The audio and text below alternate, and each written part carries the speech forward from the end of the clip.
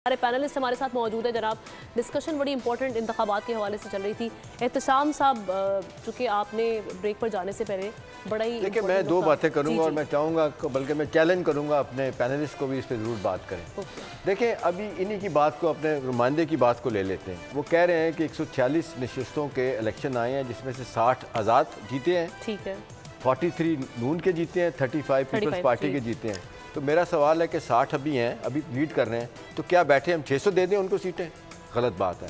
देखिए, तसब्बुब की आयन को फेंकना होगा हमें कि जिस तरह सोसाइटी पोलराइज, पोलिटिसाइज, रेडिकलाइज हो चुकी है ना, इससे आगे जाने अदारों को इतना खुदा का वास्ता है मुतनाज़ ना बनाएं कि कल फॉल बैक करने के लिए कुछ भी ना रहे।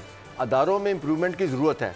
एक बात मैं करूँगा, बता रहा था कि 2002 का अमेरिका का इलेक्शन 150 साल की उनकी सियासी तारीख में कंट्रोवर्शियल इलेक्शन हुआ।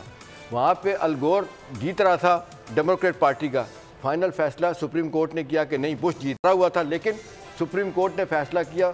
सारे लोग कहते हैं उनको मानते हैं। आप मुझे बताएं, 2013 का इलेक्शन जिसको पीटीआई के चेयरमैन लेके चले गए थे कि जी रिगिंग हुई है, उन्होंने क्या कोई ऑर्गेनाइज रिगिंग नहीं हुई? मुझे बताएं, सुप्रीम कोर्ट के फैसले को हमने माना?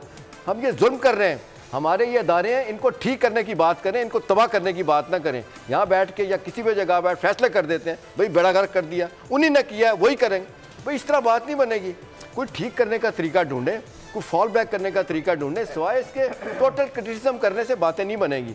अभी देखें, पीपल्स पार्टी वाले ने बहुत अच्छी बात की है। मैं लाख उनसे इख्तलाफ करूं, एक जमहूरी तरीका है इख्तलाफ करने का, अदारों को ठीक करने का तरीका है, इस इलेक्शन प्रोसेस को ठीक करने का तरीका है। ये तीसरा मुसलसल इलेक्शन हुआ है। अल्लाह करे आहिस्ता से चीज़ें ठीक हों। अगर किसी अदारे की इन्वॉल्वमेंट है, वो भी तब खत्म होगी।